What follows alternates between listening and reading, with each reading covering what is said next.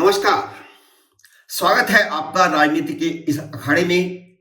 मैं हूं अजय सेतिया। आज इस वीडियो में हम बात कर रहे हैं आम आदमी पार्टी की। मित्रों, आपको असम गण परिषद का नाम तो याद होगा। वह एक जन आंदोलन से उपजी हुई पार्टी थी। है पार्टी, थी नहीं, अभी है। 80 के दशक में असम में सत्ता में आ गई थी। 90 के दशक में भी एक बार सत्ता में आई। उसका प्रभाव 15 साल तक तो खूब देखने को मिला। वह 2 बार असम में सरकार बनाने में कामयाब रही। लोकसभा में भी एक बार तो वह 7 सीटें जीत गई थी। वीपी सिंह, देवेगौड़ा और गुजरात सरकारों में केंद्र में असम गण परिषद के मंत्री भी रहे। राज्यसभा में भी उसके अब तक 9 सदस्य रह चुके हैं। अभी भी एक सदस्य है, लेकिन अब उसका नामो निशान उस दृष्टि से दिखाई नहीं देता जैसे 80 के दशक में और 90 के दशक में दिखाई देता था। वह एक प्रभावशाली क्षेत्रीय पार्टी बन गई थी। कहने को एक राज्यसभा सदस्य अभी है उनका, और असम विधानसभा में 9 विधायक हैं। लेकिन अब ये भारतीय जनता पार्टी के साथ गठजोड़ के कारण है। पिछले लोकसभा चुनाव में भाजपा ने 3 सीटें उन्हें लड़ने के लिए दी थी, वे तीनों हार गए। जन आंदोलन से उपजी आम आदमी पार्टी भी उसी दिशा में आगे बढ़ रही है। भ्रष्टाचार के खिलाफ आंदोलन से उपजी आम आदमी पार्टी भ्रष्टाचार के दलदल में फंस गई है। भ्रष्टाचार और मनी लॉन्ड्रिंग में 2 मंत्रियों के जेल जाने के बाद अब आम आदमी पार्टी के संस्थापक और दिल्ली के मुख्यमंत्री अरविंद केजरीवाल खुद शराब घोटाले में जेल जाने वाले हैं, और बहुत जल्दी जाने वाले हैं, क्योंकि उनका नाम अब सामने आ चुका है। केजरीवाल सरकारी आवास में रिपेयर के नाम पर सरकार को 45 करोड़ रुपए का चूना लगाने के मामले में भी फंस गए हैं। असल में कपिल मिश्रा ने सैटेलाइट फोटो जारी करके सारा खुलासा कर दिया है कि आवास की रिपेयर नहीं की गई। पीडब्ल्यूडी से रिपेयर के नाम पर पैसा निकाला गया। जिस सरकारी आवास में वह रहते थे, जिसकी रिपेयर का नाम लिया जा रहा है, उसे पूरी तरह तोड़कर वहां पार्क बना दिया गया है।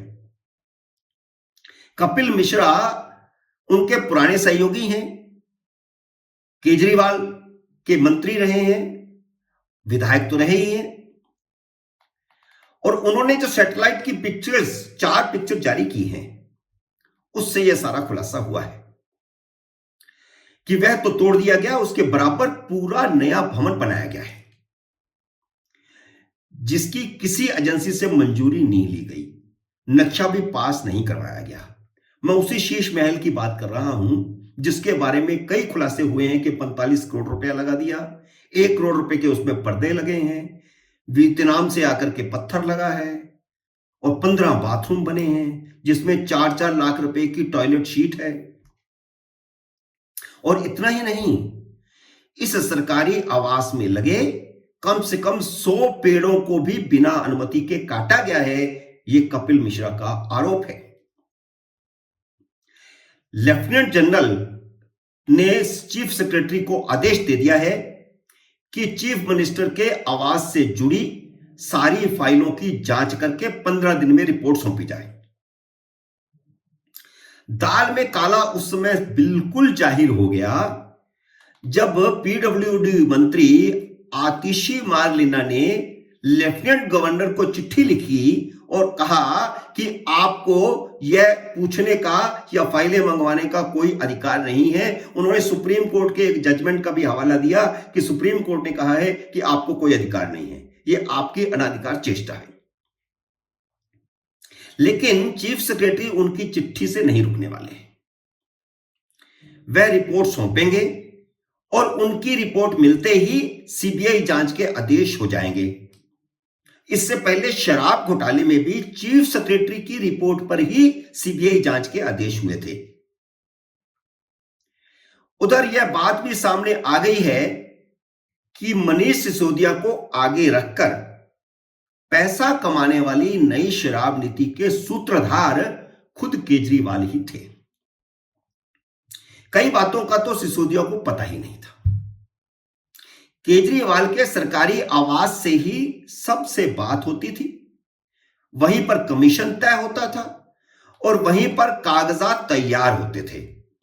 सरकार के आईएएस अफसरों ने सारा खुलासा कर दिया है और एक नहीं 2-3 आईएएस अफसरों ने खुलासा किया है और लिखित में दिया है, एफिडेविट भी दिया है, 164 में उनके बयान भी हो चुके हैं। मनीष सिसोदिया का सीबीआई और ईडी ने उनका आमना सामना भी करवा दिया है। तो जो सवाल सीबीआई ने और ईडी ने उस समय पूछे आमना सामना करवाते समय, सिसोदिया उनका जवाब नहीं दे सके। केजरीवाल के अलावा शराब नीति बनाने की बैठकों में कभी कभी संजय सिंह और राघव चड्ढा भी मौजूद होते थे। दोनों मंत्री नहीं हैं, वे कैसे मौजूद हो सकते हैं? इन दोनों का जिक्र भी ईडी और सीबीआई की चार्जशीटों में आ गया है। नई शराब नीति पर कानूनी राय और जनता की राय का ठप्पा लगाने के लिए फर्जी जनमत संग्रह बनाया गया था, जो कंप्यूटर से मिल गया है, हटाई गई ईमेल से वो रिट्रीव हो गया है। और जिन 3 कानूनविदों से कानूनी राय ली गई थी नई नीति बनाने की, उनमें से 2 तो पूर्व मुख्य न्यायाधीश थे, रंजन गोगोई और केजी बालाकृष्णन, और एक पूर्व सॉलिसिटर जनरल था मुकुल रोहतगी। इन तीनों में से 2 ने नीति के खिलाफ राय दी थी और यह कहा था कि पुरानी नीति जारी रहनी चाहिए।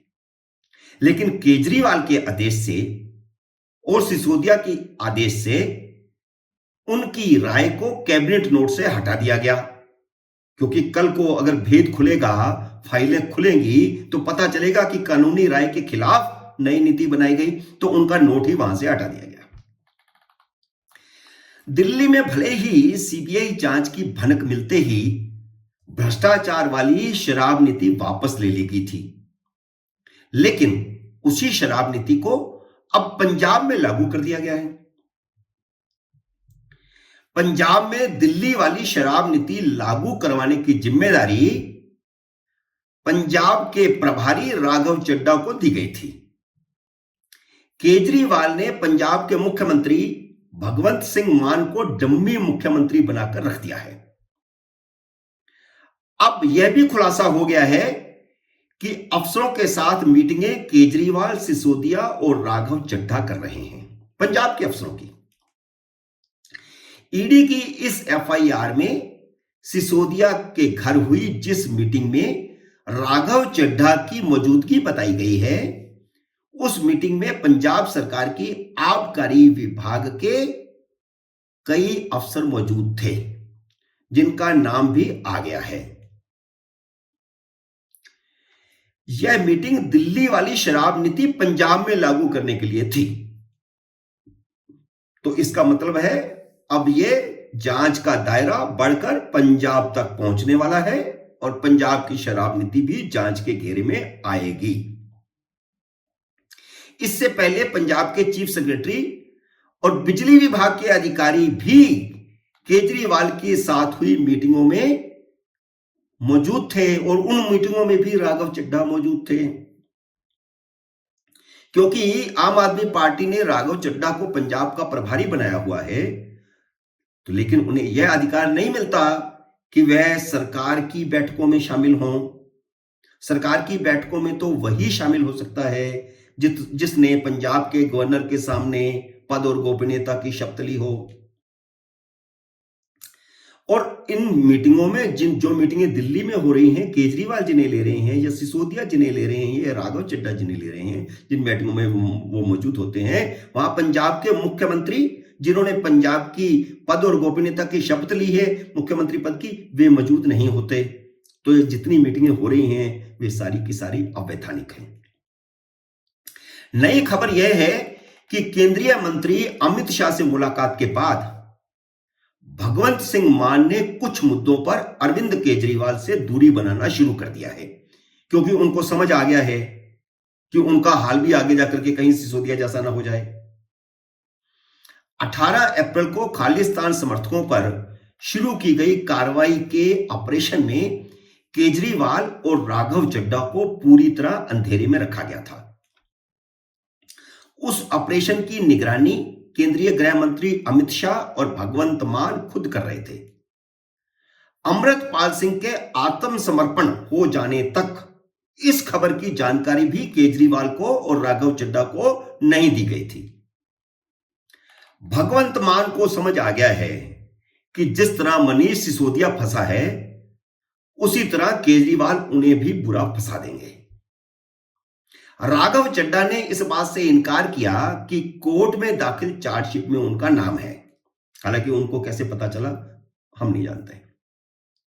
उन्होंने मीडिया को धमकी दी है, बल्कि एजेंसी को भी धमकी दी है कि अगर उनका नाम लिया गया तो वह केस करेंगे। इसी तरह का एक नोटिस संजय सिंह ने भी ईडी को दिया था कि कोर्ट में उसके नाम का जिक्र क्यों किया जा रहा है। उन्होंने ईडी पर मानहानि का मुकदमा चलाने की धमकी भी दी थी। उनको 48 घंटे का नोटिस दिया था। मुझे नहीं पता कि वो केस दायर हुआ है या नहीं, जबकि मानहानि के कानून में ऐसे 10 बिंदु हैं जिनमें मानहानि का केस नहीं बनता है। सरकारी एजेंसियों की जांच में, कोर्ट के मामले में मानहानि का केस नहीं बनता।